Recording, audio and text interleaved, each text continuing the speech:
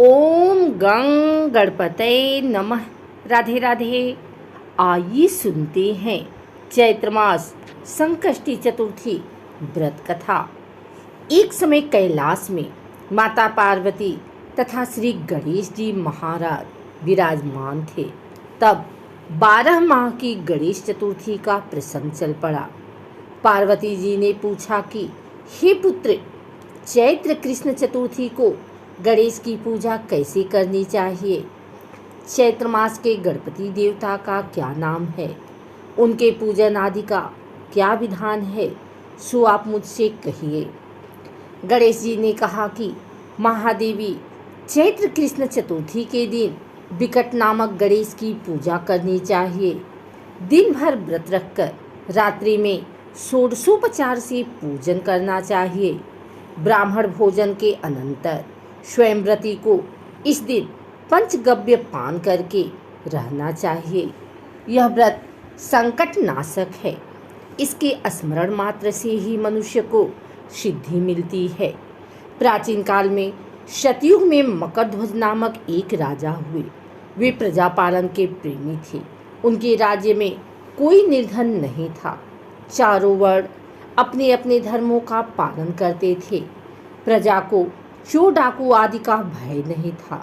प्रजा स्वस्थ रहती थी। सभी लोग उदार, सुंदर, बुद्धिमान, दानी और धार्मिक थे। इतना सुंदर राज्य शासन होते हुए भी राजा को पुत्र की प्राप्ति नहीं हुई थी। तत्पश्चात महर्षि याज्ञवल्क्य की कृपा से उन्हें कालांतर में एक पुत्र की प्राप्ति हुई। राजा राज्य का भार अपने मंत्री धर्मपाल पर सौंपकर विविध प्रकार के खेल खिलौने से अपने राजकुमार का पालन पोषण करने लगे। राज्य शासन हाथ में आ जाने के कारण मंत्री धर्मपाल धन धान्य द्वारा समृद्ध हो गए। मंत्री महोदय को एक से बढ़कर एक 5 पुत्र हुए।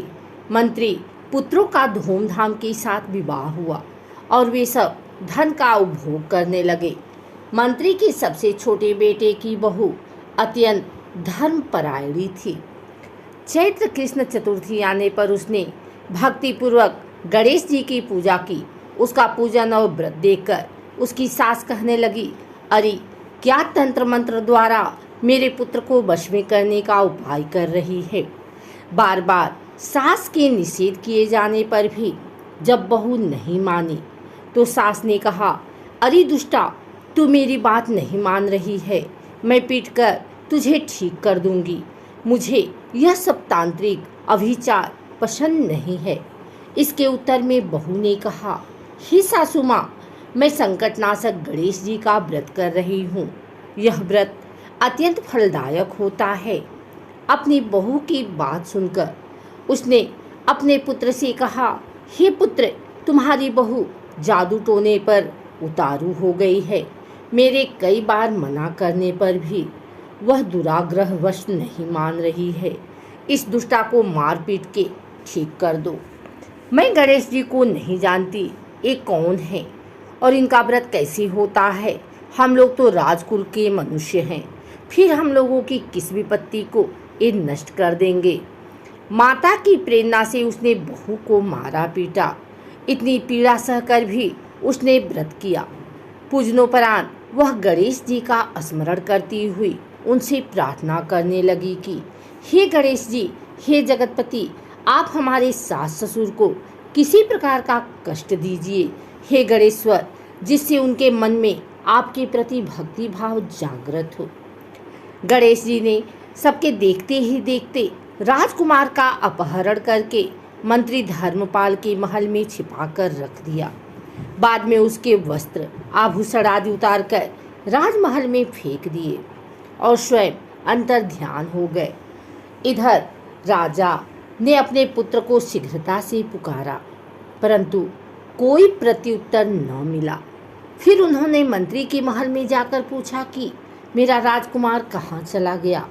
महल में उसके सभी वस्त्राभूषण तो हैं, लेकिन राजकुमार कहाँ चला गया है? किसने ऐसा निंदनीय कार्य किया है? हाय, मेरा राजकुमार कहाँ गया? राजा की बात सुनकर मंत्री ने उत्तर दिया, हे राजन, आपका चंचल पुत्र कहाँ चला गया, इसका मुझे पता नहीं है। मैं अभी नगर, बाग बगीचे आदि सभी स्थानों में खोज कराता हूँ। इसके बाद राजा नौकरों, सेवकों आदि से कहने लगे, हे अंगरक्षकों, मंत्रियों, मेरे पुत्र का शीघ्र पता लगाएं। राजा का आदेश पाकर दूत लोग सभी स्थानों में खोज करने लगे। जब कहीं भी पता न लगा तो आकर राजा से डरते डरते निवेदन किया कि महाराज, अपहरणकारियों का कहीं सुराग नहीं मिला। राजकुमार को आते जाते भी किसी ने नहीं देखा। उनकी बातों को सुनकर राजा ने मंत्री को बुलवाया। मंत्री से राजा ने पूछा कि मेरा राजकुमार कहाँ है। हे धर्मपाल, मुझसे साफ साफ बता दे कि राजकुमार कहाँ है। उसके वस्त्राभूषण तो दिखाई पड़ते हैं, केवल वही नहीं है। अरे नीच, मैं तुम्हारा वध कर डालूंगा, तेरे कुल को नष्ट कर दूंगा, इसमें जरा भी संदेह नहीं है। राजा द्वारा डांट पड़ने पर मंत्री चकित हो गया। मंत्री ने सर झुकाकर कहा कि हे भूपाल, मैं पता लगाता हूँ, इस नगर में बालक अपहरणकर्ताओं का कोई गिरोह भी नहीं है और न ही डाकू आदि रहते हैं। फिर भी हे प्रभु, पता नहीं किसने ऐसा नीच कर्म किया और न जाने वह कहाँ चला गया। धर्मपाल ने आकर महल में अपनी पत्नी और पुत्रों से पूछा, अपनी सभी बहुओं को बुलाकर भी पूछा कि यह कर्म किसने किया है। यदि राजकुमार का पता नहीं लगा तो राजा मुझ अभागे के वंश का विनाश कर देंगे। ससुर की बात सुनकर छोटी बहू ने कहा कि हे पिताजी, आप इतने चिंतित क्यों हो रहे हैं। आप पर गणेश जी का कोप हुआ है, इसलिए आप गणेश जी की आराधना कीजिए। राजा से लेकर नगर के समस्त स्त्री पुरुष, बालक वृद्ध संकट नाशक चतुर्थी का व्रत विधि पूर्वक करें तो गणेश जी की कृपा से राजकुमार मिल जाएंगे। मेरा वचन कभी मिथ्या नहीं होगा। छोटी बहू की बात सुनकर ससुर ने हाथ जोड़कर कहा कि हे बहू, तुम धन्य हो, तुम मेरा और मेरे कुल का उद्धार कर दोगी।